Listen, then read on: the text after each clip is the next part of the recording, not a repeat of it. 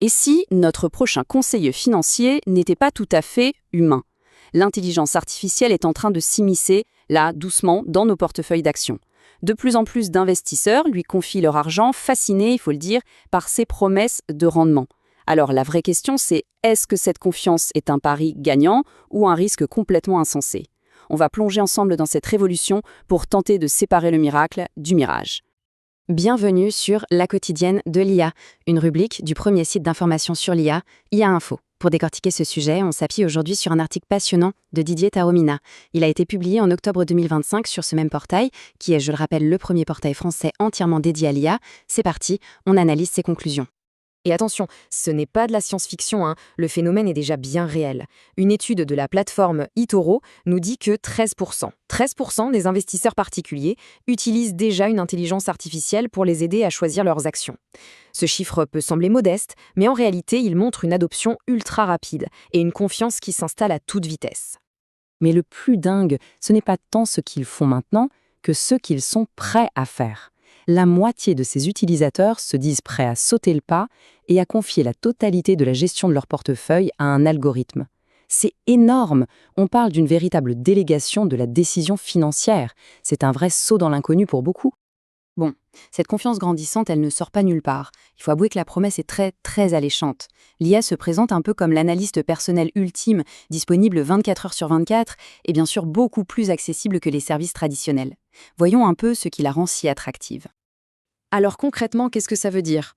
Eh bien, l'IA peut digérer en quelques secondes des rapports financiers, des tonnes d'actualités, les tendances du marché, un travail qui prendrait des jours à un humain.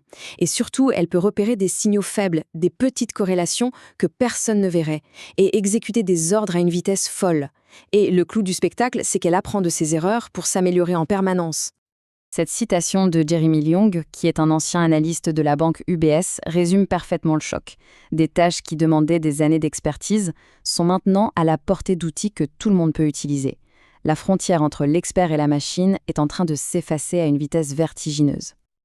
Ah, voilà la question qui vaut des milliards. Toute cette belle mécanique, elle a fait ses preuves, mais dans un marché qui globalement montait. C'est toujours plus facile de gagner quand tout va bien. Mais que va-t-il se passer quand la tempête arrivera? Quand les marchés vont se retourner et violemment? Et c'est là précisément qu'on entre dans la zone de danger.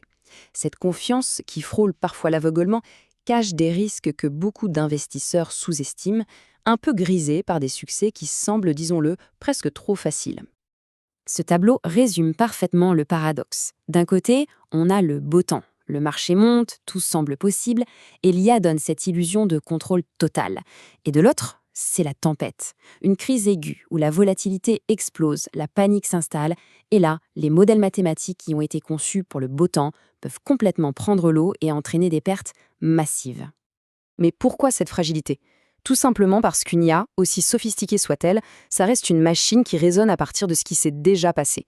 Elle a énormément de mal à modéliser ce qui fait l'essence même des crises financières, l'imprévisible, la psychologie des foules et ces vagues de panique complètement irrationnelles qui défient toute logique statistique. Mais au-delà de ces limites, on voit émerger un risque systémique bien plus grave. Imaginez un peu, des milliers d'IA qui ont non seulement les mêmes faiblesses, mais qui en plus s'influencent les unes les autres. C'est ce qu'on pourrait appeler l'effet moutonnier algorithmique. Le concept est aussi simple que terrifiant.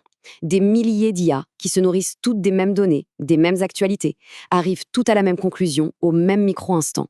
Il faut vendre. Le résultat, un crash éclair, une panique synchronisée à l'échelle mondiale, déclenchée et amplifiée par les machines elles-mêmes.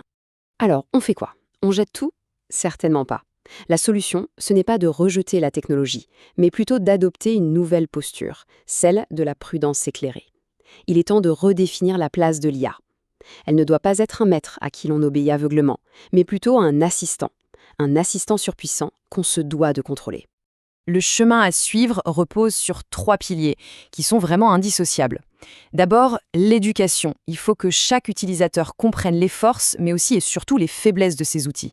Ensuite, il faut cultiver un esprit critique permanent. Ne jamais, au grand jamais, déléguer aveuglément sa décision. Et enfin, il faudra une régulation intelligente pour encadrer ces pratiques et protéger tout le système. En résumé, tout l'enjeu est là. Le futur de la finance, ce n'est pas un choix binaire entre l'humain et la machine. Non, c'est un défi d'intégration. Il s'agit de réussir à articuler la puissance de calcul phénoménale de l'IA avec ce que l'humain, lui, a d'irremplaçable, la vigilance, l'intuition et le discernement face à l'inconnu. Tout ça nous laisse avec une question fondamentale, une question qui dépasse largement le cadre de la finance. À force de déléguer notre réflexion à des outils toujours plus performants, est-ce qu'on ne risque pas d'atrophier notre propre jugement et d'arriver à une situation un peu étrange où l'outil devient en pratique plus pertinent que son propre utilisateur? C'est une pensée qui mérite qu'on s'y attarde. Retrouvez toute l'actualité autour de l'intelligence artificielle sur le portail ia-info.fr.